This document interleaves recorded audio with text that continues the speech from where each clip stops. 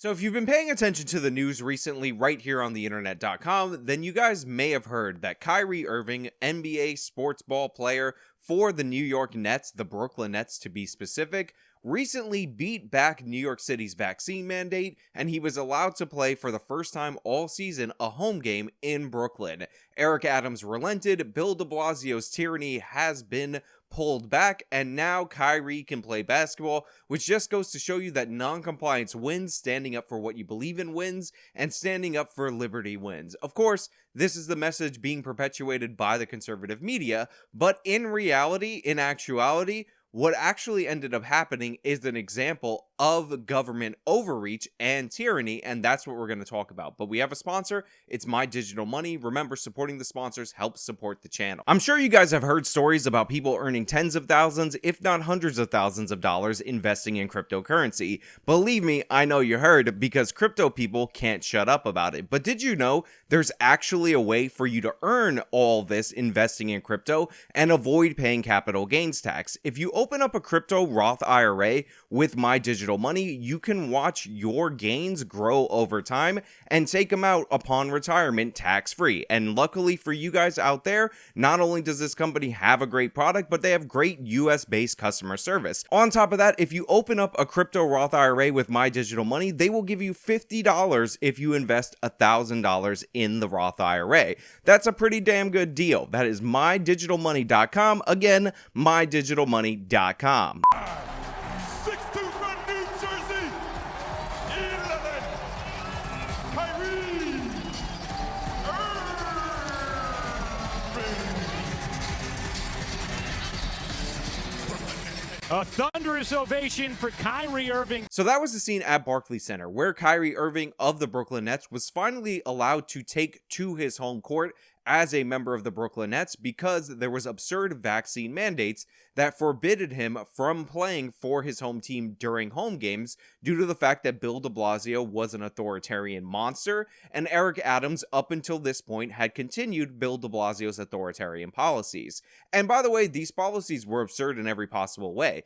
Even though Kyrie Irving was not allowed to play because he was unvaccinated at home in Brooklyn for the Brooklyn Nets, in reality, that only applied to players named Kyrie Irving because he was the only unvaccinated player in New York that played for a New York team, and all away team players that weren't vaccinated were permitted to play at Brooklyn against the Nets. This was a total power grab by Bill de Blasio, and the NBA cowered to New York City by turning over the vaccine information of their players to the city of New York. Major League Baseball would not have done it. The Players Association in Major League Baseball is basically a bulletproof alliance of players, and they would have refused to turn on any of their own brothers. But in the NBA, the Brooklyn Nets surrendered this information, basically bowing to Bill de Blasio's pressure. But Kyrie Irving, even at the cost potentially of losing a ton of money, multi-millions of dollars, stood strong, stood up for his principles, and finally New York City has relented, so we get to see Kyrie Irving take a victory lap.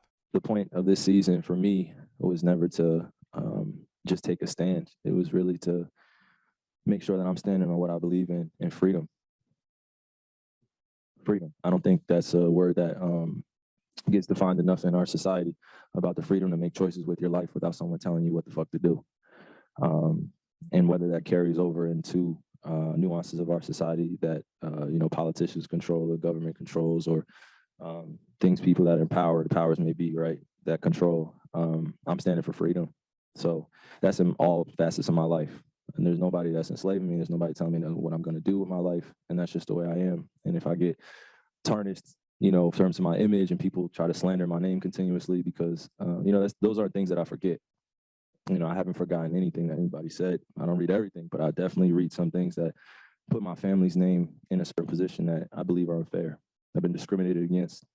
People have said things that have been biased. They've gone against their own morals. And where we live in today, I have such a strong moral code of just being honest, being truthful, following God's guidance, and just living with the results. But in terms of that, that's a selfless. I'm a servant, so I'm comfortable being in that position. Now, here's the thing. I want to celebrate this moment. I'm not even a Brooklyn Nets fan. I'm not particularly interested in the NBA, but I do love it when people actually risk something, unlike Colin Kaepernick, don't get praised endlessly by the media, they get attacked, and they ultimately end up coming out on top. When somebody, unlike Colin Kaepernick, has a talent level that puts them in that elite class of players, that there's actual demand and hype for their return to the team, and again, when principle ultimately beats out authoritarianism. I appreciate all of those things, don't get me wrong.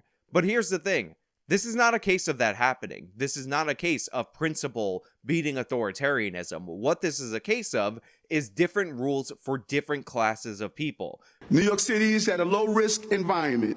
And so today we take another step in the city's economic recovery and support local businesses, entertainers, and performances, and those performance venues across the entire city. And just like any player, some people will boo us, but there are also those who will be employed and would cheer us. That is not only the game of baseball, but that's the game of life. And we have to be on the field in order to win in both the game of life. Today I signed Emergency Executive Order 62, expanding the performance exemption to private employer mandates. This is about putting New York City-based performers on a level playing field. Day one, when I was mayor, I looked at the rule that stated hometown players had an unfair disadvantage for those who were coming to visit. And immediately, I felt we needed to look at that. But my medical professionals say, Eric, we're at a different place. We have to wait until we're at a place where we're at a low area and we can re-examine some of the mandates. We're here today. Currently, only non-residents are exempt under this executive order. We expanded it to residents of New York City. It's unimaginable. We were treating our performers differently because they lived and played for home teams. It's not acceptable. This exemption has been put in our sports teams as at a self-imposed competitive disadvantage. But this new order would help boost our economy. Because while it has widely been reported that Kyrie Irving has beaten the vaccine mandate in New York City, he has liberated his fellow New York City residents, that is just not the case. What actually ended up happening was that Eric Adams just gave a special carve-out for special classes of people that don't have to follow the rules that the plebs have to follow. And I want to be clear, expanding this exemption, which only applies to a small number of people, is crucial. We are simply making sure the rules apply equally to everyone who is a performer, regardless of where they perform their craft. You see, up until very recently, under Bill de Blasio's mandate, and followed up by the continuation under the Eric Adams administration, you had to be vaccinated in order to basically have a job in the city of New York. Your employers were heavily pushed to fire you or keep you at home, and all these restrictions were implemented, and there were additional restrictions if you had employees that wanted to hold out. Because what Bill de Blasio was trying to do was seize control over the decisions and choices of everyday New Yorkers and basically make it impossible for you to not comply. That's why they had the restaurant vaccine check and all these other things, because Bill de Blasio saw this as an opportunity to grab power and assert dominance of the state over all other things. Bill de Blasio's father, of course, a famous communist, so he is living up to that ideology by becoming the authoritarian that he actually was all along. And while this was the case, Kyrie Irving decided that he was not going to be vaccinated. He decided he was not going to be vaccinated publicly, and he decided even if it cost him millions of dollars, he would not comply with de Blasio's orders. And he pointed out the contradictions about how this doesn't really apply to basketball players, like I said before, that don't play for the New Jersey Nets or any New York-based team. Oh, I'm sorry, the New York Nets or the Brooklyn Nets. Jesus, I'm getting that so wrong because I'm old school and I remember when they were the New Jersey Nets. That being said, Eric Adams didn't solve the problem. Eric Adams did not implement a solution for the greater New York population. He did not acknowledge liberty. He just provided an exemption for performers on the stage and athletes, because the athletes and performers for our home teams and in our home theater shows are apparently gods among us and they are our betters, and they shouldn't be subject to the same rules and regulations as everyday citizens, because as an everyday citizen, Eric Adams wants you to know that you're completely and utterly worthless in every possible way, and you should never think that you are in any way equal to Kyrie Irving. Kyrie Irving was a symbol for your resistance, a very public face on your resistance before, if you were in New York or nationwide, against the vaccine mandates, against the vaccine authoritarians. Well, not anymore, because Kyrie Irving has been declared in the God class of people above you that don't have to follow the rules. This is the perfect example of rules for thee and not for me. So all the conservative outlets that are celebrating Kyrie Irving getting New York City to bend, in reality, he got them to bend for him specifically because he was the most notable person in this predicament. And on top of that, it was also the theater groups, the actors on Broadway, who also have a lot of clout in New York City, who ended up pushing for this, which is why they're included, which is why they are designated as your betters in every possible way. Now, don't get me wrong, I'm happy for Kyrie Irving. I'm happy he gets to play. I'm happy that he took a stand against the NBA when the NBA sided with the city of New York. They totally bowed to them. The Players Association betrayed him. Everybody basically betrayed him in the press. And he ultimately ended up beating back all those critics. And Kyrie Irving is not obligated to be an activist for everybody in the public. He was advocating for himself, so I'm glad he got his own personal exemption. I just want to point out what that own personal exemption, or the exemption for certain industries, actually means in reality to the everyday citizens, and what it says about Eric Adams' worldview, that he thinks that you should create different classes of people and denote privileges and immunities to those classes of people. On top of that, strategically, it's actually genius, because even if Eric Adams believes the same things as Mayor Bill de Blasio, which largely he does, and he wants to implement force against the citizens of New York, basically beat them over the head with rules, regulations, and restrictions until they comply with his will, he can't really do that when you have somebody who's a big symbol like Kyrie Irving out there in the public, openly defying your rules and regulations, and it's pissing a bunch of people, everyday people, off, because there are fans of basketball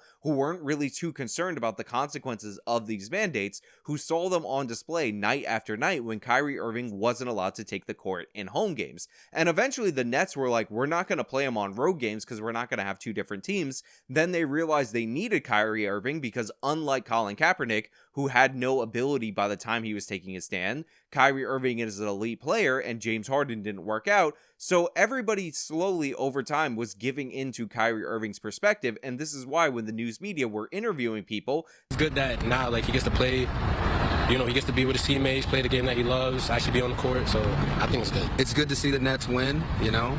I'm happy about that. But Xavier Andrews is still torn about the mayor's decision. Obviously, it's not great to bend the rules for anyone, but I think he's probably getting a ton of pressure from these guys. They were largely on Kyrie Irving's side, and the people who were not on Kyrie Irving's side actually had my specific objection, which is the exemption should not just apply to Kyrie the god, it should apply to everybody in the city of New York. They should not be able to force you to do this, and it's shameful that this carve-out was made just to alleviate political pressure on Eric Adams. You shouldn't be forced to get a vaccine if you don't want to. Look, I hate to be so dour, I hate to be so doom and gloom, I hate to snatch what appears to be a victory right from the hands of the conservatives to show them how it's actually a loss and it's actually alien even more so to the principles that they stand for. Who am I kidding? I absolutely love doing that. But that's exactly what went on in this situation. So while Kyrie Irving personally had won, and he can personally celebrate that he beat back a system that was against him, the media that was attacking him, and all these parties that decided that they should have governance